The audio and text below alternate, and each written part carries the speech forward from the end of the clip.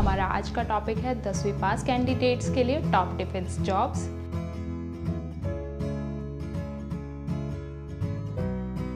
देश की रक्षा करना हर युवा का सपना होता है और भारत के डिफेंस सिस्टम का हिस्सा होना अपने आप में ही गर्व और सम्मान की बात है। भारत के तीनों सेनाओं के सोल्जर्स देश की रक्षा करने के लिए अपनी जान तक दांव पर लगा देते हैं। भारत इस साहस और जज्बे को सलाम करता है। अगर आप इनमें से किसी एक विंग का हिस्सा होने का जज्बा रखते हैं तो हमारा ये वीडियो आपको उस प्रोफेशन में जगह दिलाने के लिए मदद करेगा। मिनिस्ट्री ऑफ डिफेंस में आने वाले इंडियन आर्मी, इंडियन एयरफोर्स और इंडियन नेवी में हर डिपार्टमेंट के अंदर कई वैकेंसियां निकलती है, जिसमें एमटीएस, कारपेंटर, वेल्डर जैसी वैकेंसीज होती हैं, जिनके लिए मिनिमम क्वालिफिकेशन 10th पास होता है और कुछ पदों के लिए आईटीआई सर्टिफिकेट भी मांगा जाता है और उनके साथ आपको 1 साल का अनुभव भी होना चाहिए। इसके साथ ही अगर आप स्पोर्ट्स पे इंटरेस्ट रखते हैं तो डिफेंस में आपके लिए कई वैकेंसीज अवेलेबल हैं और आपको एग्जांपल के तौर पे बता दूं, इंडियन नेवी कई ऐसी वैकेंसीज निकालती है जिनके लिए स्पोर्ट्स कोटा होता है, जिसमें नाविक, कुक और स्टूवर्ड की पोस्ट होती है। इनके लिए मिनिमम एजुकेशनल क्वालिफिकेशन 10th पास है। इन पोस्ट पर स्पोर्ट्स कोटा के थ्रू अप्लाई कर रहे कैंडिडेट्स का नेशनल और इंटरनेशनल लेवल के थ्रू खेला होना ज़रूरी है और साथ ही उन्होंने 1st, 2nd या 3rd रैंक प्राप्त कर रखी हो।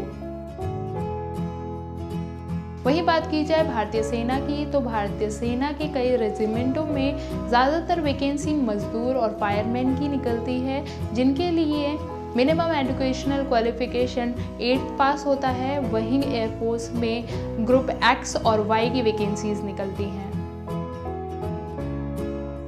इन पदों पर भर्ती रिटन टेस्ट के आधार पर होती है, जिसे क्वालिफाई करने के बाद आपको फिजिकल और मेडिकल टेस्ट से गुजरना पड़ेगा और अगर आप ग्रुप C की पोस्ट के लिए अप्लाई कर रहे हैं तो आपको स्किल टेस्ट देना होगा।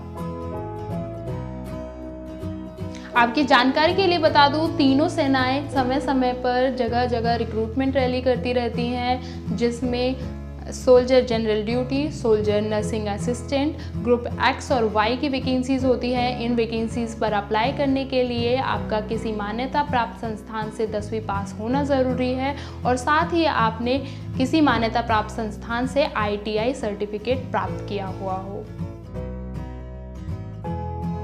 भारतीय सेना में सोल्जर पोस्ट के लिए कॉमन एंट्रेंस टेस्ट लिया जाता है, जो कि 2 फेजेस में होता है, पेपर 1 और 2। पेपर 1 में सभी सोल्जर पोस्ट आती हैं, पेपर 2 में सोल्जर टेक्निकल और सोल्जर नर्सिंग असिस्टेंट की पोस्ट आती हैं। रिटन क्लियर करने के बाद आपको फिजिकल और मेडिकल टेस्ट से गुजरना पड़ेगा। भारतीय सेना में कुछ पोस्ट महिलाओं के लिए आरक्षित रखे जाते हैं, जिसके लिए ज़रूरी है कि महिलाएं किसी मान्यता प्राप्त संस्थान से ग्रेजुएट पास हो और ये भर्तियां शॉर्ट सर्विस कमीशन स्कीम और NCC के थ्रू होती है। तो ये थी कुछ अहम जानकारियां जिनकी ज़रूरत आपको इस प्रोफेशन में जगह दिलाने में मदद करेंगी। आई होप आपको ये वीडियो पसंद आया होगा। इस वीडियो को लाइक कीजिए, शेयर कीजिए एंड कमेंट कीजिए।